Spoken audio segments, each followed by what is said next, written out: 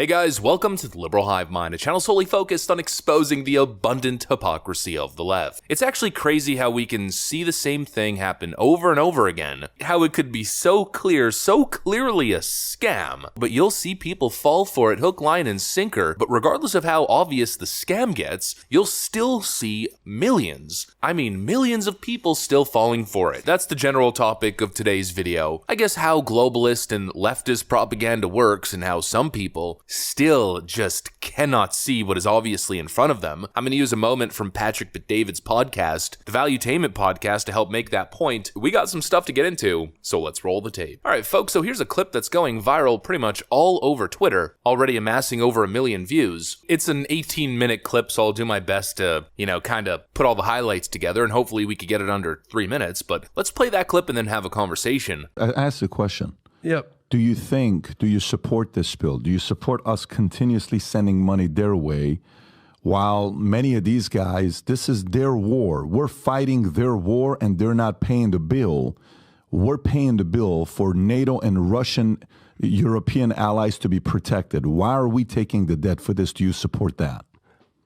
There needs to be an understanding here that we can't just continue to have a blank check. But to say zero, I feel like minimalizes U.S.'s power in the world as a global superpower. So what are the ripple effects of saying nothing? So we're just okay with Putin invading Ukraine and taking over Ukraine? Are we just okay with Xi invading Taiwan?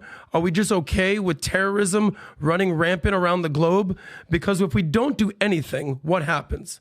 Your fear is that if we don't do anything, Putin's going to get stronger. That's what your fear is. I think doing nothing sends a signal to autocrats around the world that U.S. will do nothing when we do what we want to do. So what are you going to do? What are you going to do when Russia went from spending 80% when it was trade dollars, using U.S. dollars, to now down to 13%?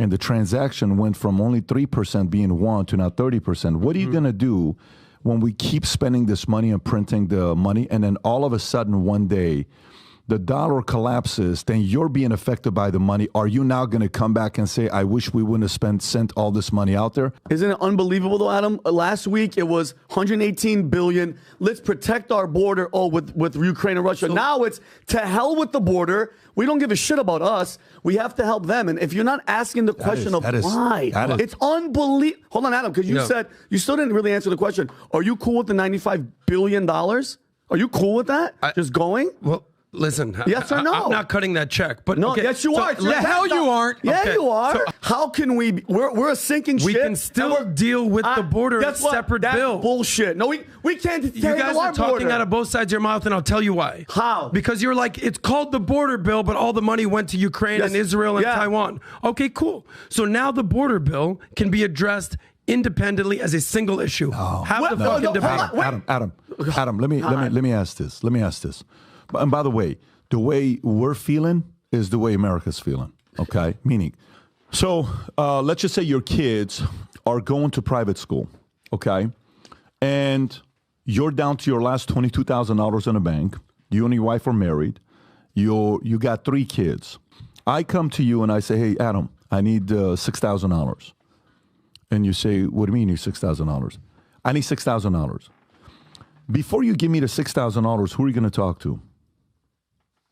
Your wife. Probably going to talk to your wife. Which you're supposed to do that. So you go talk to your wife, and you say, hey, babe, Pat needs money, man. I want to give him $6,000. What do you think your wife's going to say? We need that money for our kids. She's going to say, babe, are you kidding me? We have $20,000. Depends on what your $6,000 is for. Am I getting return on my investment?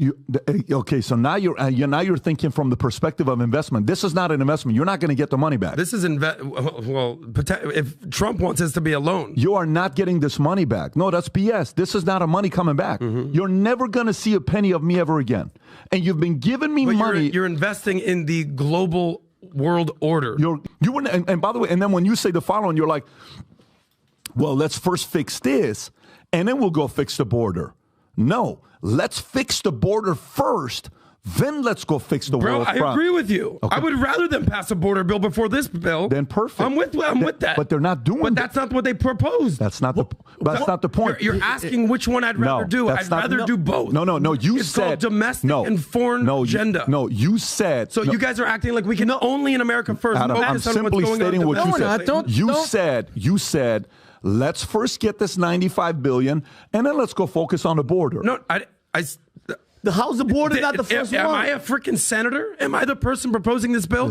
We're reacting to the news of the day. They passed this bill in the Senate. That's what we're discussing. Believe me, I would much rather them focus on the border, but they're not. Why? Ask yourself why they're not putting the border first. Because they don't give a shit about us. They want we know the fucking Democrats war. want an open border policy. So many moments during this interaction just had me facepalming. There just seems to be this level of naivete that's shocking. The idea that spending taxpayer dollars in Ukraine and Israel is some sort of investment. Look, maybe I'm wrong, but for me it just sounds so completely idiotic. An investment in what exactly? Destroying infrastructure, losing hundreds of thousands of lives as we continue to perpetuate war across the globe? America's supposed to be this leader in global democracy. Don't you think global leaders should be neutral arbiters, emphasizing peace rather than picking sides in global conflicts across the globe and in some cases funding both sides? What investment? Well, global order. Patrick Bet-David made a great point. All that's happened over the last 3 years of Joe Biden's foreign policy has been, of course, global conflict, but what's arguably a much scarier proposition is the weakening of the American dollar on the global stage. No one wants to have that conversation. No, just simply promote the globalist propaganda. And don't ask any questions. I mean, what are the results that we've received over the last however many decades? Huge out-of-control terrorist cells across the Middle East. Military-style cartels just south of the border. Eastern Europe is still in complete chaos. North Korea and Iran essentially want to bomb us. Yeah, let's just keep funneling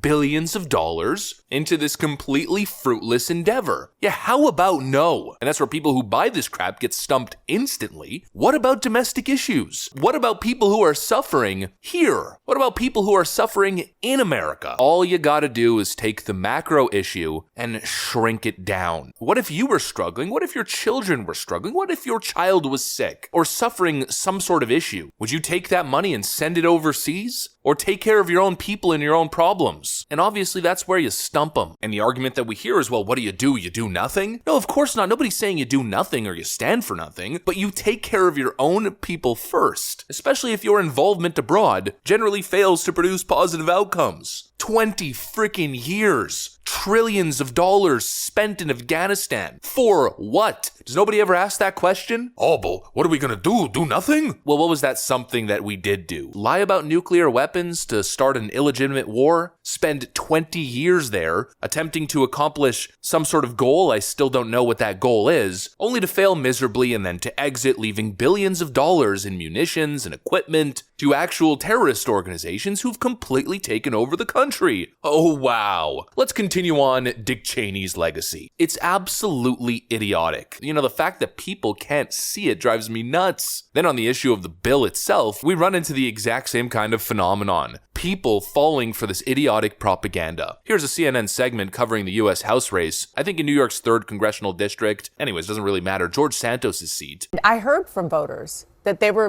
now these are obviously very well-informed voters, right, but they were at the polling station, they were voting early, and several of them said to me that they don't want to vote for the Republican because it's clearly impossible to get a solution on the issue of immigration. They said the border problem, the immigration issue, the migrant issue in their district was the top issue for them. And that the fact that Republicans killed that bipartisan deal put them over the edge to vote for Tom Suozzi. And immigration was their top issue. So I think that there's some... Many people voted for the Democrat because they thought that Republicans tanked a bipartisan border security deal. Who is falling for this scam? It's unbelievable. There was no bipartisan border security deal. That never existed. Oh, you mean that bipartisan border security bill that opens up the border and expands the asylum process? Yeah, that's not border security. But of course, the mainstream media will continue to peddle that narrative. They'll push it and push it and push it. and people actually fall for it. People fall for this narrative that Republicans are pro-Putin. That's why they don't want to spend money in Ukraine. Republicans don't actually want to secure the border. That's why they refuse to support this border security bill. It's complete nonsense. But honestly, I really don't blame people who fall for this propaganda. I blame Republicans who can't get ahead of the rhetoric, who can't get ahead of these narratives, who allow these dishonest, bogus narratives to be built in the first place without any significant pushback. This is what I say when I mean Republicans are weak. It's been 3 weeks of fake news garbage, 3 weeks of lies. Yet we have seen absolutely nothing resembling a counter-propaganda campaign. Nothing. In fact, some Republicans join in and help build the uniparty establishment. Mitt Romney's one of them. We covered that last week. And so I guess the question I'm asking is, how do you win the propaganda war if your side is unwilling to even get involved in the discussion or in the debate? Or in what some people might call information warfare. You know, the reality here is really simple. Americans want American taxpayer dollars to be spent on American problems, not on other people's conflicts, and most importantly, you know, a real crazy concept that people crapped all over Donald Trump over. Maybe America shouldn't always be footing the bill for European allies' problems, while European nations themselves refuse to contribute to global defense funds. To date, Congress has passed 4 spending packages in response to Russia's full-scale invasion of Ukraine. This is outdated, by the way, from 2023. $113 billion.